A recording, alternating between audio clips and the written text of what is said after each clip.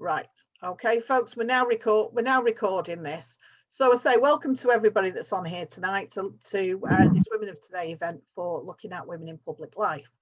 So we are recording it for you tonight. I'm going to introduce our speakers in a minute, but I just wanted to let you know that if you've got any comments to make, please feel free to use the chat box. If you want to ask any questions, we're going to be doing those later on in the session. So after both our speakers have finished, then we will we'll go to questions, and I'll bring people in one at a time. If you just want to pop your question in the box, that's fine. If you want to put a hand up or a digital hand up, that's fine as well. So whatever you feel like doing, that's absolutely fine. So without much ado, let me introduce our first guest, who is the Lord Mayor of Liverpool at the moment, and that is Anna Rothery. Do you want to give us a wave, Anna, so everybody can see you there? Okay. Oh, when you get in the clap from Jane, you know. Oh, hello. Hello, everyone. Okay. Hello, sisters. Hello, brothers. Right. So just give you a bit of information about Anna. She's currently the Lord Mayor of Liverpool, and she was re-elected as Lord Mayor for an unprecedented second year, serving from 2009 through to May 2021 this year. Councillor Rothery was elected to represent Princes Park Ward in Liverpool 8 in 2006, and she went on to become Chair of Culture, Tourism and Sport in 2010 to 2013. Anna made political history in 2012 as the first elected member from Liverpool to speak at the United Nations in Geneva on religious, linguistic and cultural difference. Some of Anna's background and experience: she's worked for a number of major government initiatives, including the Granby-Toxteth Single Regeneration Budget, the Small Business Service that's called Phoenix Fund SBS. She's works a lot with the Department for Work and Pensions, looking at ownership, community ownership. There's a lot of community involvement that she's got. She does a lot of work around the migrant workers with the Migrant Workers Northwest organisation, where she's regional manager. And they've been looking at some really groundbreaking research there on the economic impact brought to the UK by migrants and the newly emerging communities. So she's been working with Migration Works and some best practices for workers in the social care sector. The list of what Anna's done, right, is extensive, and I've already talked to her and said, you know, I won't absolutely read everything, but she does sit on some select committees as well for Liverpool City Council, which include the Education and Skills Select Committee, the Planning Committee, the Overview and Scrutiny Select Committee, which she's co-chair of, the Audit and Governance as well. And she's also a former chair of the Culture, Tourism and Sport. I do not know how you can put all these words together. I'm glad you haven't got anything, you know, after your name that I have to read out as well. They're former positions. Yeah. Aaron, let me just say they're former positions. I understand that. Yeah. And you've done membership and advisory roles in so many things, all kinds of things, Women in Public Life Task Force, Migrant Workers, Myths and Motivations, Multicultural Identity, Humanities and Rights Conferences. I know she's been involved with the Anthony Walker Foundation, and she's also achieved an awful lot of awards and recognition as well. The HSBC Ethnicity Award, Northern Power Women Awards of 2020 was one of the more recent ones. So I won't read absolutely everything. If anybody wants it, we can send it. Okay. But on that note, I shall pass over to Anna. I know she's got a PowerPoint pack, which, are you happy to share that with people? Yes. If you want it? Yeah, so definitely. Yeah. If anybody does want that, just pop your email address either to me privately in the chat or just on the chat, and I'll make sure you get the copies of it. Right. So I will now share my screen, and you can all see Anna's slides, and I'll hand over to Anna. Okay, she says when she finds it. There we are.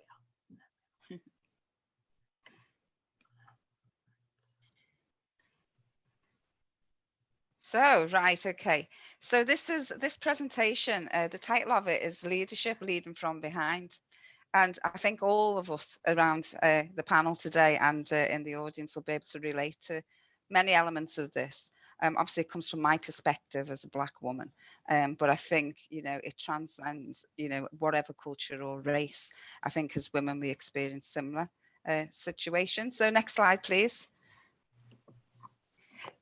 right? Leadership has never been more important, ever been a more important issue than today. Next slide, please. So growing up, I was born in 1962. So growing up, these were some of my role models as a young woman. Angela Davis. People may remember the Black Panthers, the Black Power movement. It was a huge issue in terms of the US.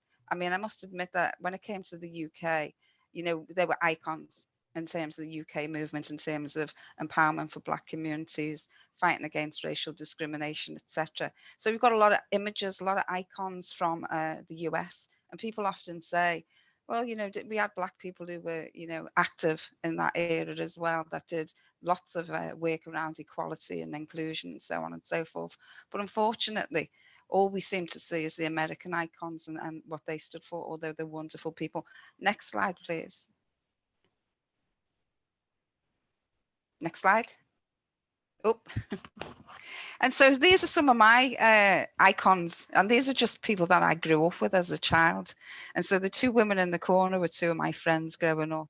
Jimmy Jagney is still around in the community, a community activist. Maria O'Reilly was an activist back then and still is to some degree, fighting for, you know, against the slum landlords of the late 60s and 70s, and looking at how we create better housing for communities. Next slide, please.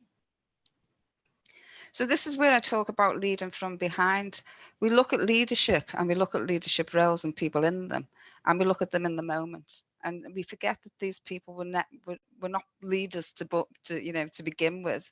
They had very clear ideas about what they stood for, what their moral compass was, what their values were, and really fighting against injustice. So if you look at the next couple of slides that I'm going to be showing, you'll see, as with this one, Operation Blackfoot, the guy in this photograph here, in the black and white one, is the same guy who's in the second photograph many years later, standing behind the podium. And that's Simon Woolley, who's the head of Operation Blackfoot.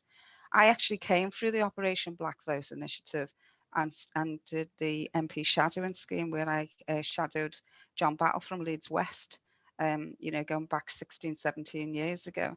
And so, you know, I've grown a really strong friendship with Simon. He does tremendous work across the whole of the country and beyond in terms of supporting people from diverse communities to come into politics and public life. And so the colour photograph here, what you can see there is the first cohort in Liverpool of people who came through the Operation Blackfoot. And just to say, the woman on the second in from the right is now a sitting councillor in Liverpool, Councillor Natalie Nicholas. And so I was able to mentor her. And then if you come in just in front of Jessie Jackson to his right, there's a woman there who went back to Kenya and ended up standing in the presidential elections. So that's how far our reach is in terms of empowering women. And all of the women in that photograph went on to do incredible things. Not everybody went into politics, but they went into public life and they made huge changes. Next slide, please. I will come back to this man later. So next slide, please. So Jeremy Corbyn, I mean, another one of my icons, you know, looking at him, you know, when he was a standalone and he was bucking the trend and going against the grain, but still standing up against apartheid, standing up against injustice. I never thought that many years later that I'd actually get to meet him in person. And so that's why I say, you know, it doesn't matter where we start off. It's where we travel to and the, you know, the issues that we deal with along the way. And so I also firmly believe that the right people come into your life at the appropriate time. And we have to always have an opinion of being open to change. And when people present themselves, understand that they're presenting themselves for a reason. We're all on a journey through life and we will meet incredible people along the way, which may alter our course of direction or enhance it. So next slide, please. Here's another one. My mother was in love with this man. I remember as a child, she said, oh, that Jessie Jackson. So Jessie Jackson on the left here, as you can see, you know, on the marches in the US. I never thought that I'd meet Jessie Jackson all these years later. And what happened is Jessie Jackson came to the UK doing the Rainbow Push Coalition, which was the equivalent, sorry, the Economics UK, which was the equivalent of Rainbow Push Coalition, and was very much centered around economic equality. Now, the first time he came, he wasn't even welcomed. Nobody even acknowledged he was in the city, which I thought was a poor show. And so I spoke to his PA and said, you know, the next time he comes back to the UK, can you just go back on that slide a little bit, Karen? Next time you come back to the UK, I'm going to make sure that he gets the reception that he deserves. Doesn't matter if you can't go back, it's okay. And so when he came back the second time, he did get the reception he deserved. But also what he did is he spoke at Liverpool Town Hall, and there was very little visibility from diverse communities up until that point. When I was elected in 2006, I was the only Black councillor in Liverpool Council for the first 6 years. And it was a very difficult period in my life. And so I believe that Jessie Jackson walked into my life just at the time when I was thinking about quitting politics. Because it was such a dreadful, lonely place to be. Next slide, please. This man is called Malana Karenga. People may not know who Malana Karenga is, but he was Malcolm X's left-hand or right-hand man. And he came to do a lecture at Liverpool Museum. And he also, I asked him, would he come into the town hall and talk to the children about his journey, which he did. He was very accommodating, and he spent quite a long time with young people talking about, you know, the trials and tribulations he'd faced in his life and the direction of travel that he'd gone in terms of conquering injustice. And, you know, he really, you know, inspired young people to start looking at politics from and it was from a cross section of the community. It wasn't just diverse communities. But he, you know, he put some fire in the belly to understand about, you know, trade unions and politics and why it is crucial that people are active in the movement. Next slide, please. Another person who I would never have dreamt of meeting was Martin Luther King Jr., the third. You know, we all know about the appalling situation. But, you know, to think that somebody would come to the UK and spend time here in the city. I was really privileged and honoured to be asked to chair the lecture that he came to deliver at St George's Hall. And there was a bit of a kerfuffle about it at the time because, as you can imagine, everybody was vying to be the chair. And there were, you know, chairs probably better than me, you know, or maybe more experienced than me. And but he insisted on having me as the chair, which was a huge privilege. Because he wanted to have a woman of colour chairing the meeting, and it was an absolute privilege to do it. And then, you know, he met with the community, he went to a number of events and celebrations, and he really made himself available for our community in the city. Next slide, please. And you were just talking a moment ago about Migrant Workers Northwest. I don't work for Migrant Workers Northwest anymore, but I did work for Migrant Workers for 7 years, based in Salford, in Unite there. And I must say that it was probably one of the most rewarding jobs I've done over a period of time, because what it enabled me to do was to right some of the wrongs in terms of perceptions of people who come to the UK from other countries. And also we had a time politically where, you know, there was a lot of disaffection in terms of our workers and non-UK workers, and the government was pushing to create those divisions and make them become even wider. And so I was really lucky to be able to embark on quite some crucial research with our research partners about looking at the contributions made to the UK from our non-UK workers in terms of, you know, the pensions and the PAYE, the national insurance, etc., and what they contribute to the UK was in its millions. Nobody ever thought about that. Everybody was acting as though we'd had an influx of people migrating to the UK in that period, when the reality was that was the third wave of immigration into the UK. And so we were able to do some really pivotal work in terms of, you know, demystifying immigration into the UK over the periods in time. And what was the one thing, the one commonality amongst it all, was that people come to the UK when the UK is in need, and they come from other countries to assist in either rebuilding, as they did, you know, in the 50s, which was when my father came, and they either come to, you know, rebuild the city, but then also we also need to look at the flows and trends of migration. So some people come as, you know, economic migrants because they can't find work at home, and they travel the world working. Some people come because, you know, they want to come and study, and some people come because they literally do not want to live in the countries that they were born in for whatever reasons, in terms of equality or political freedom or so on and so forth.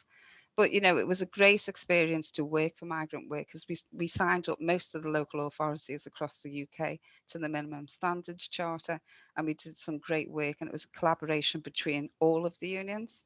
And so all the unions came together in terms of identifying a way of, you know, unifying our workers to make sure that we weren't being pitted against each other. Next slide, please.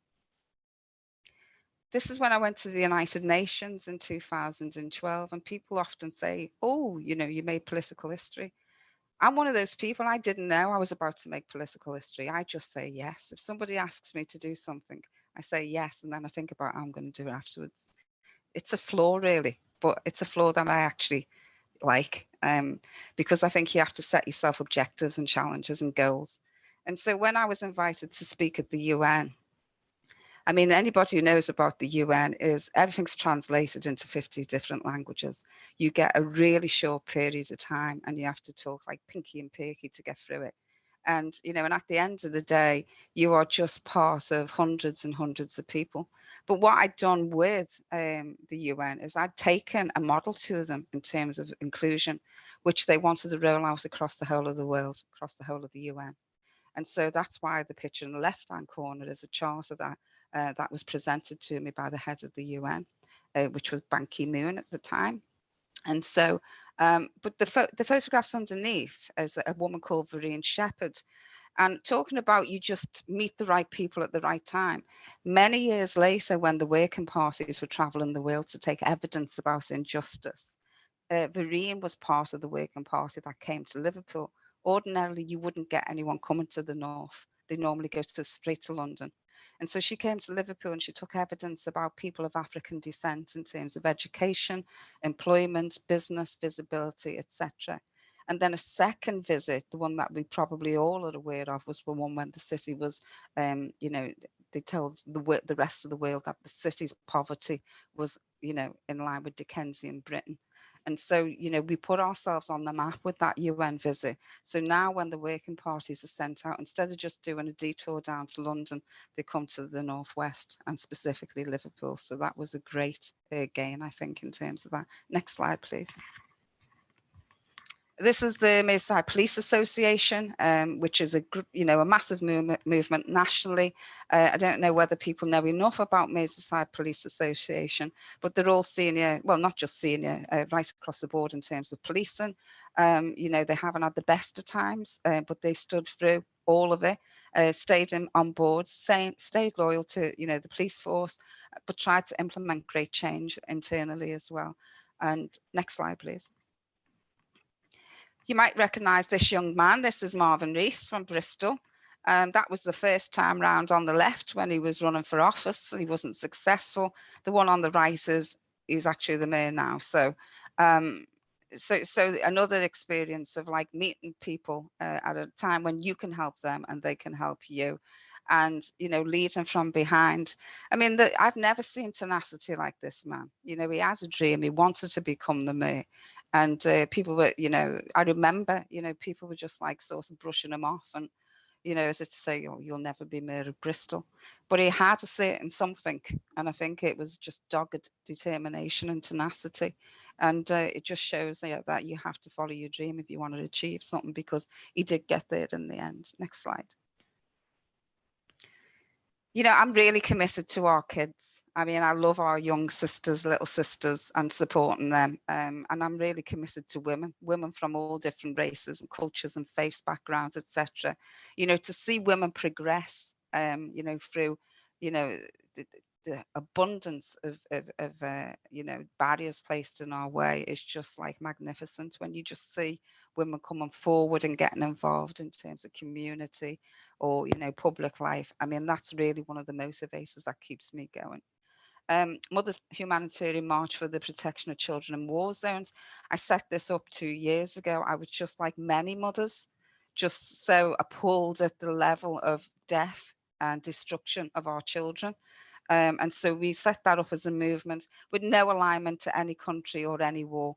Our primary care and motivation was about protecting children, and it still goes till today. Next slide, please.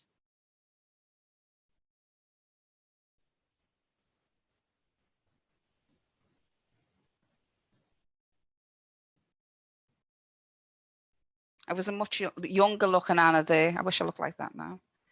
COVID has ravaged us all, being locked in the house. And this was working with the unions. This, believe this or not, this is only, I think it's 6 years ago. This was the first ever national conference for Black members. 5 years ago. You know, we look at some of the images that we started off with in the beginning, the civil rights movement, etc., decades old. But the reality is that in this country, 6 years ago was the first time that we had a national conference for Black members. And that's where the Black Manifesto came from. And that's been dragged around for God knows how many years, and we're still trying to get it implemented today. Next slide, please. Equality Guardians, just down there on the bottom left, was the precursor to what we've got in the city at the moment. We've currently got Tracy Gore, who looks very young and slender there on the bottom. And she currently she chairs the Race Equality Task Force. But many of the women in that picture made massive contributions in terms of education, employment, business, health and social care, the prison system, and so on and so forth. And so these were women that are really committed to change and really committed to opening up and broadening those conversations. This is not your union, so next slide. And so this is some of the work that I've done over the years. I mean, I have been very outspoken. It hasn't made me the most popular councillor in the world, but sometimes you just have to speak out. And I've got a default button. When somebody says to me, "Don't say it," I just say it. I can't help it. And so these are some of the things that I've been involved with over the years. Next slide, please. And some more. So looking at that one on the bottom left, toxic legacy. I was talking about after the riots in the 80s, and when they brought us cherry trees, and that was about all, but they didn't give us any jobs or any opportunities, etc. So, sometimes you just have to speak out. If you want to make a difference and you want to make a change, you have to be prepared to put your head above the parapet, even though sometimes you will get knocked down. Next slide, please. This is my commitment to the race equality. And as you can see on the sign there, Labour Party, hashtag race equality 2020. Have we met those markers that we laid in the sand in terms of equality? I'll leave you to work that one out. So we might need another couple of years on that score. Next one, please.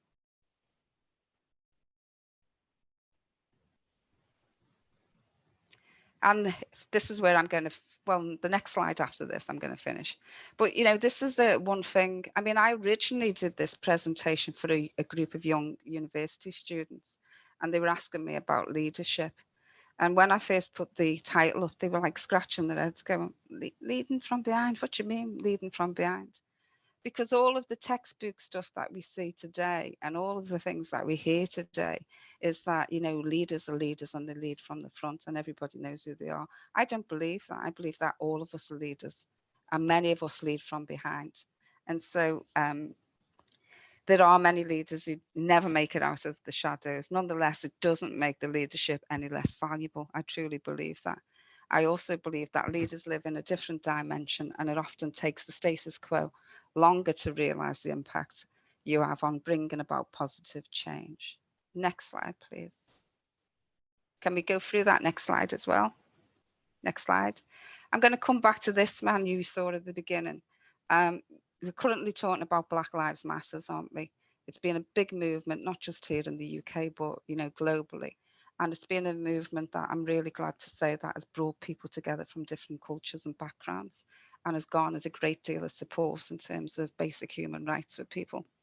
So this man here died in 1963 when his car was driven off the road by the police. And this man here is actually my father, Hubert George Rothery. And so, I say that, it's just as important today that Black Lives Matter as it was back in the 60s. And I'm going to finish there. Thank you. That's it. That's us. That's wonderful. Thanks very much, Anna. I know there's been a couple of questions put in, but what I'd like to do, if that's okay, is just carry on and we'll do Julie's presentation. Brilliant. Yeah. And then we'll do all the questions together at the end, if that's okay with you, Julie. All right. So I know there's a couple of questions in the or comments in the chat box. Right, Julie, let's get yours set up then. Right, here she is.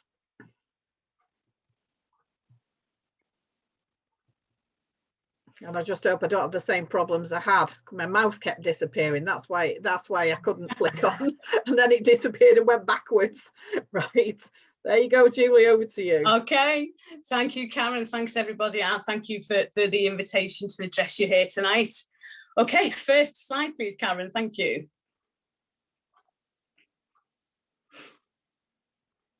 Next slide, Karen. You getting there? Having the same problem here for some reason. Yeah, No problem. my next slide button ain't working. Right, I might have to go back on this one. Just bear with me just a sec. Oh, it's done it. Oh, okay, let's try and do it a different way. Let's see if we can do it this. There we go. Great stuff. Thank you, Karen.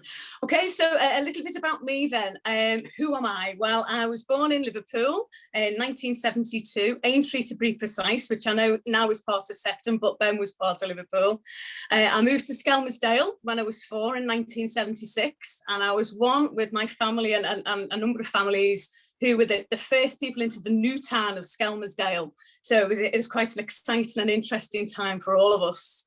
I grew up there, I was educated there. The first time I moved away was to go to CWU University, where I graduated with a BA Hons in philosophy and politics, and then a little later, a master's degree in employment law and industrial relations. So my employment before Royal Mail, obviously, as I'm sure is familiar with all of us, you're a student, you have the degrees, and then you come into the world of work. My first job, ironically, and I say ironically, was working as a temp for Lancashire County Council. And the reason I say ironically is it's now an authority I'm now a county councillor for. And then back in the late 1990s, I began working in a variety of jobs across the Merseyside voluntary and community sector. Those of you may be familiar with what was then called the Unemployed Centre on Hardman Street, Dingle Opportunities, Merseyside Network for Europe. In fact, it was lovely hearing Anna's presentation around the migrant workers in North West. I remember being part of a meeting with Dave McCall, who was then the regional secretary of what was then the T&G, actually looking at helping set that up and doing some talks around employment law issues for a number of migrant workers at that time. So it was a nice little reminder. Thank you, Anna, that was great. I became a postie in 2013. I left the sector of the voluntary community sector only because I really enjoyed working in it, but as with a lot of sectors, it was always very much short-time work. It was 2 years, 3 years contracts. And after 17, 18 years of it, I was beginning to think, I just fancy a change. And then I saw an advert in my local paper, as it was then. My local Royal Mail depot was recruiting for temporary workers for 6 months. And as I always say, I went in and 8 years later, I'm still there and I'm loving every minute of it. It's been a tough this past year, it most certainly has. COVID has really stretched many of us in the postal sector, the telecom sector, and all the contact sectors.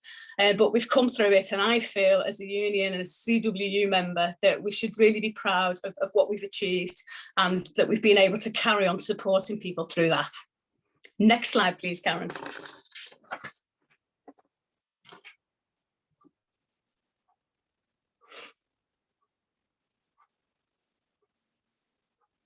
Okay, so a little bit about my time in the Labour Party. I actually joined the Labour Party in 1991.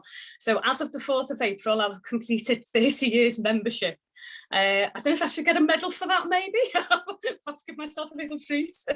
But during that time, I've held many positions: constituency secretary, women's officer, trade union liaison officer. And I think one of the ones I'm most proudest of, even though it was an election we lost, was the 2017. I was the parliamentary PPC Parliament for South Ribble.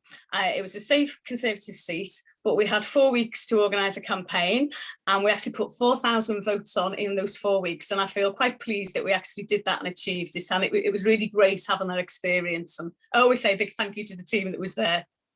So I became a councillor, first elected in 1999 for Skelmersdale North Ward, which brought me onto West Lancashire Borough Council, and I was re-elected there again in 2010. In 2013, I was elected to Lancashire County Council, re-elected in 2017, and hopefully re-elected again this year in 2021. And I hold the position of the Shadow Cabinet Member for Economic Development, Regeneration and Planning. And integral to my life in the Labour Party is the all around campaigning. I've been involved in every local borough general election that I could possibly be involved in, ward campaigns, local campaigns, supporting initiatives and campaigns within my own ward and my own division. And hopefully when the 8th of March comes around, I can be back out campaigning and knocking on that doorsteps again. Next slide, please, Karen.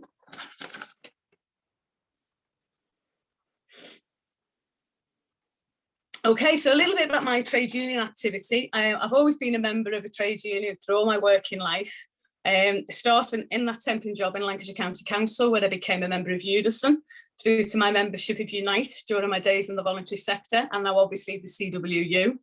I've been active within those times as a rep, as a delegate, conference delegate, a branch officer, political officer, to name a few. And obviously now I'm a member of the CWU, the best union to be in. I think we can all agree with that. I'm an active member of my branch, which is the CWU Greater Mersey and Mile branch. I've actually been part of the CWU Key Workers video, which was put together last year by the Labour Party CWU grouping. And more recently, much to my amazement, I was the Labour Party face of the Heart Unions Week, which came as a complete surprise when Angela Teeling posted up on Facebook and said, I think I recognise this person. I thought, I think I do too.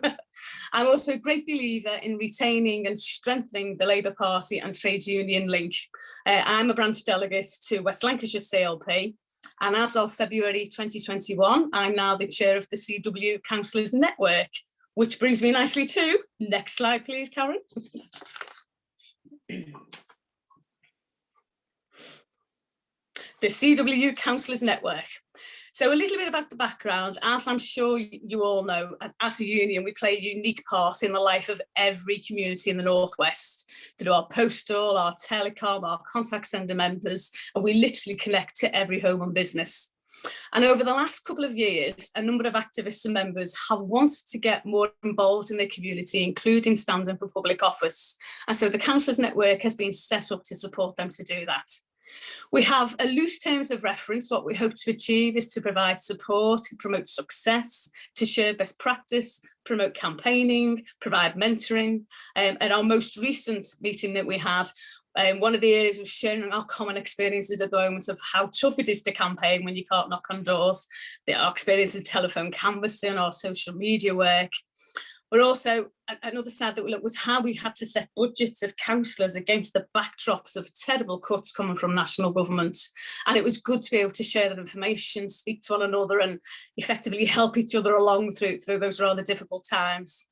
And moving forward, we're looking to have about 3 meetings a year, roughly based around March, July and November, to try and coincide with local elections and when hopefully CLPs, LGCs will be recruiting for candidates and asking people to come forward.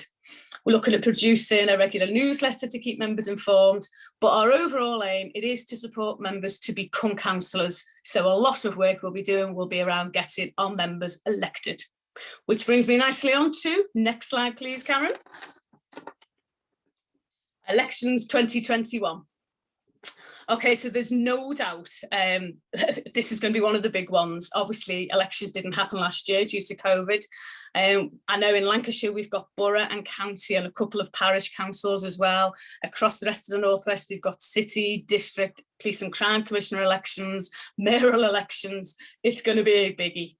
So in Lancashire, we have been planning for this since we lost the county council in 2017. We had a number of great councillors. We lost some of them only by small margins, but we still lost and it was still quite disheartening. So we regrouped and we built a new shadow cabinet, which I'm pleased to say has over 70% representation of females in that shadow cabinet and approximately about 30% BAME representation as well. And we look to took the Tories on. And we've broken through the Conservatives' chaos and confusion, and we have exposed the damage that they've done to our communities. And about 18 months ago, conversations took place between our group leaders, our local campaign forums, and our trade union representatives within Lancashire to look at putting together a manifesto. It's been a long process, but we now have that manifesto ready. And it's great because it's had all party members representing in it, affiliates, trade unions, everyone who I feel is part of the Labour family across Lancashire has had an input into that manifesto. And if things go to plan, fingers crossed, it will be launched this coming Saturday. I'd just like to briefly just mention about postal votes. One of the things that we're promoting is the importance of postal votes. Specifically, if you're here from Lancashire, please sign up for a postal vote, but across the way as well. And I would encourage as many of you as possible to do it. The Tories are fantastic at getting their postal votes sorted. We in Labour haven't always perhaps been quite as up to speed, but we desperately need to do it this year, and particularly as well as we're still not quite sure what format the election is going to take. If you go to a polling booth, well, you have to take your own pen and all those little things of what's being discussed at the moment. If you apply for a postal vote, regardless of the fact as a postie will probably increase my postal back, but I would still say, please apply for your postal vote, because it is crucial in Lancashire. We need to make sure that the Labour vote comes out so that we can return a Labour administration to the corridors of County Hall, but also, more importantly, to the people of Lancashire. So I ask you all to join with me in making this happen. And I thank you all for listening to me. Thank you. Thanks, Julie. To be honest, with both of you, I just wish we could all sort of clap hands now, because nobody can hear us doing it. So I think it's something that I might have to record something like that, I think, at some stage. But yeah, absolutely fantastic for both of you.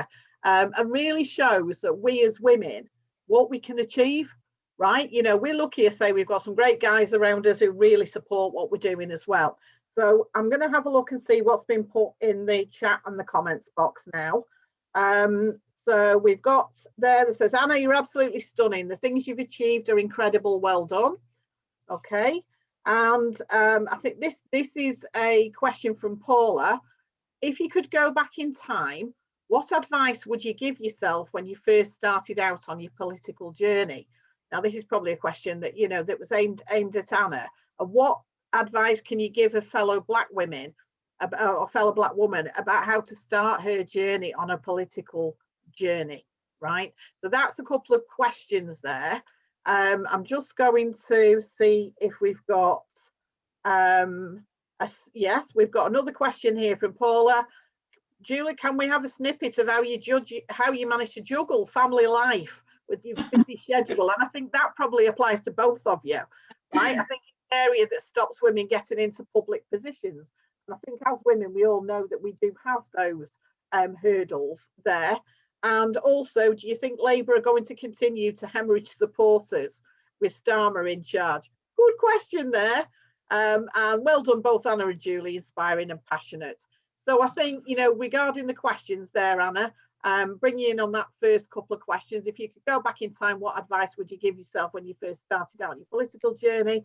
And what advice can you give fellow black women about how to start their journey? I mean, I think because I came from I came through community politics. I was active in terms of community politics before I came into mainstream politics, and so I think and one of the motivations for me to come into politics was clearly about the lack of representation, but the other one was just sheer frustration. I mean, I'd worked in community initiatives, and you mentioned some of them earlier, but I'd always worked from a community perspective. And so there were some great initiatives around, and there were millions of pounds spent during Objective 1 and so on and so forth. But we kept seeing the same outcomes over and over again. And that was because the delivery wasn't right. You know, it was just taking people off benefits for a year or so, if that, and then just landing them straight back. So in terms of economic equality, it was a complete and utter nightmare. Julie mentioned earlier on about Dingle Opportunities. I worked in Dingle Opportunities, which was the only not-for-profit sector organisation to win a contract for delivering Action Team for Jobs for DWP. Yeah, remember that, yeah, and it was really successful because we knew about communities, we knew about what, you know, intervention was needed and how long it was needed for, and we knew about not pushing people into jobs just to get them off the, you know, the stats and the data, but to, you know, help people and support them to get through into, you know, justifiably long-term jobs with some kinds of opportunities beyond the 12-month period. And so I think what I would say when I first came in, I mean, I wasn't that naive because, as I say, I'd been doing community politics, but I came into politics with my eyes wide open. But I was also a little bit naive because for some reason, I thought I'd be able to change the political landscape overnight. And I thought I was only going to be serving one term.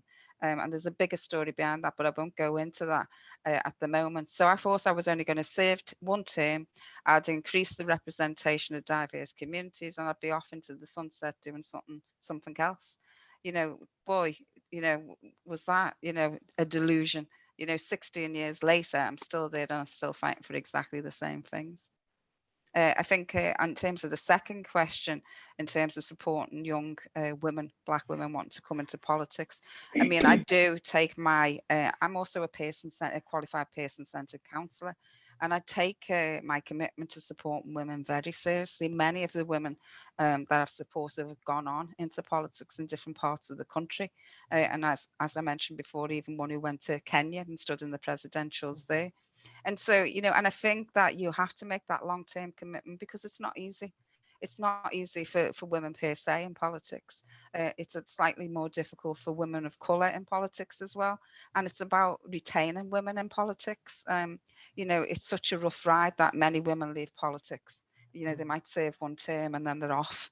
And so, you know, it's about sort of holding people's hand through those difficult times and just making people aware that, you know, you're not going through anything that your sister hasn't gone through before you have come into, you know, into the political arena. But, you know, I do think that in terms of supporting women, I mean, the best you can do is be completely open and honest.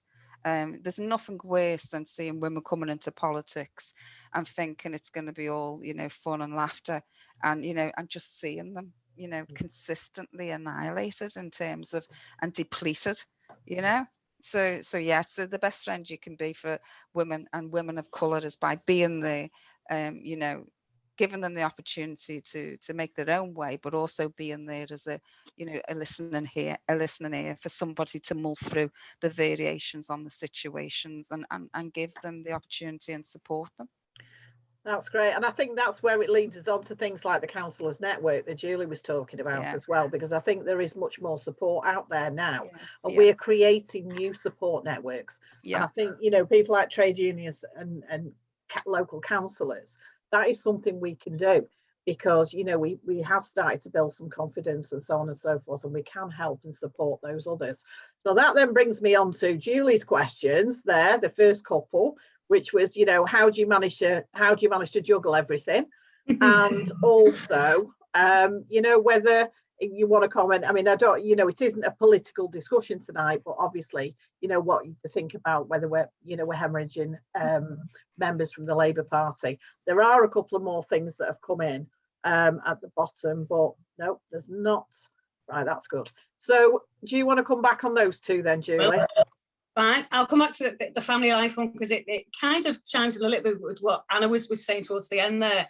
I think sometimes when you're a woman involved in politics, if something goes wrong, it's easy to fall at the first hurdle and think, oh, that's it, I've had enough, I'm not going to do it anymore. And that's why I think it's really important that the Councillors Network and also just in our everyday lives that we do support women to say, listen, you can get back up again. You might have made one mistake, it's not the end of the world, you've got to keep going, that kind of thing. And I think it's really important that we do remember that and that we do encourage people and make them think your life is not defined by something that didn't quite go your way. There are plenty more other things. And I mentioned that in terms of trying to juggle and balance things. And I'm not alone here. You all do it. We all do it in everyday life. And it comes down to just, I say simple things of just trying to be as organised as possible and knowing full well that you're not always going to get everything in, but you certainly do your best. So, for example, I have my job as a postie, and I know that means that I'll be tied up till 2:30, 3 o'clock, you know, most days. And then I have the afternoon where I do my council work. Some days there can be a lot to catch up with. At the moment, because I don't have to, or go up to County Hall and so on. So much more of it is done on things like Zoom and so on. And I've found that's really helped me, because sometimes I'd be finishing work 2:30, 3 o'clock, and I might have started sometimes getting up for 6 a.m. in the morning, then driving up to do meetings all the way to Preston. I'm getting there and I'm quite concerned that I might, not be perhaps the most untired person to drive and things and so on. And so it is a case of trying to be organised and also saying no to things as well. I think there is that temptation that we say yes to everything, and I don't think it's wrong to be able to say no. So when it comes to juggling, I'm like every other woman. You do your best to juggle, you plan. You appreciate that sometimes things go right and sometimes they don't go wrong. What I have, and what I hope everybody else has as well, is a support network that's there. So that, if you do need to sit down and go, you've got people who can help you out, and also those same people who can help support you when things do go right. So I'm not alone in that. It's something we all go through, and it's just a case of finding what fits you and not being afraid to say no. On the thing about Labour Party support, well, I mean, I've been, as I said in my preamble, I've been a Labour Party member 30 years, and I've seen, membership hemorrhage under this leader, that leader, grow under this leader, that leader. I'm not altogether too concerned at the moment, because what I'm also hearing is people also saying to me that they do want to join the Labour Party. So whether it's a trade-off, you lose some, you gain some, will be obviously only time will tell. But like I say, I've seen this kind of thing before over 30 years, and I'm pretty sure we're seeing what we've seen for a long time. The one thing I will say that's different, and I say this from personal experience, I, as a local councillor, have to actually make contact with 100 people a month as part of my councillor's contract. And the one thing that I am finding now is when I pick up the phone and say to somebody I'm Labour, they're not putting the phone down on me. When I was canvassing in the 2019 election and other elections, people didn't want Labour then. The people outside said, we've been Labour all my life, but I'm not sure if I vote for them now. And you had a job of work to do to get people to vote Labour. And I appreciate that might be a bit of a strange concept to those of us involved in the party here now. But for a lot of people, they fell away from Labour, and I do feel that Labour support is coming back, and that's why I want that to come back for 2021, and I want that support going back to Labour. So as I say, I've been through many ups and downs with membership. For me, the important thing is me and my team doing what we're doing in Lancashire, and we're going to win in 2021 and hopefully bring that inspiration back. Thank you. Oh, that's great, Julie. And it's nice to sort of, I think, to share how we manage these things as well, because like you say, everybody does it different. It is about being organised. I mean, there are a couple more questions, there's a lovely comment that's come in from Paula to say, thank you, Anna and Julie, for your inspiring and motivational answers. I'm standing in May for my first post, so your advice is important. Thank you both. So that's from Paula King. So, good luck with that, Paula. We're all right behind you. Now, there's a question here that's been asked that I will totally understand if you don't want to answer it. Well, Anna, what's the latest news in your quest for Liverpool Mayor? Right, I think you probably knew that people would ask that question tonight. No comment on that one. Right, that's fine. But what I will say, I am the eternal optimist. Well, that's the way to be. And I think, as women, it doesn't matter, we get down, we get back up again. Right. As Chumpawumba said, at many a union event as well, because we've quite a few of us have seen them live. Yeah. So if we haven't got any further questions, I'd just like to thank everybody for joining us tonight. And I've noticed we've got some faces of people who joined us on the events last year as well. So welcome back to those people who were with us last year. I think it's been absolutely fascinating to hear from both of you's perspective tonight. We wish you both absolutely all the luck, with what you're doing, and you have the full support of us, as a CWU, as women and as individuals. And I don't know if Sheila would like to come in and sort of say a final word, or if either of you have any more to say, but we thoroughly enjoyed this tonight. Right, Anna, go on. Just very quick one, Karen. Yeah. The woman who's going to be standing shortly, I'm more than happy for you to pass on my contact details to her if she needs any assistance. Yeah. Right. Okay. Well, I'm not sure. I think Paula might have just dropped off. Yeah. Oh no, she's not. She's there. We've got off a picture onto a reality. Do you want to say hi, Paula? Yeah. Thank you, Hannah. I really appreciate that. I was hiding, but I thought before we went, I'd show my face. But thank you. I'm really excited, but I'm also very scared at the same time. Don't be scared. Thank you. Yeah, feel the fear and do it anyway. But I'm more And than happy to speak to you. thank you. I've listened with you attentively tonight, so thank you. You're welcome. All right, thanks very much, Paul. Okay, thanks Anna, and I say all the luck in the world, Paula. We're behind you in that, and you know, let's hope you get where you want to be. So we've got, I'm just checking, there's another pop in there, right? And yeah, well done. It's been a fantastic and thoroughly enjoyable. The presentation from both women, absolutely amazing. There's been lots of comments in there saying how inspiring that you've been as well, and how much people have appreciated the time that you've given tonight. So I say I'll let because Sheila's organised this, so I'm going to let Sheila have the last word on tonight, and then we'll bid you all farewell and hopefully see you tomorrow or again at another one. Yeah, thank you, Karen. I'd just like to say a big thank you. You have had very inspirational presentations, and a big thank you to Anna and Julie. And again, thank you, Karen, for cheering for me. And, you know, us women do it well, especially in the Northwest. So I just don't, I not wish everyone a safe journey home.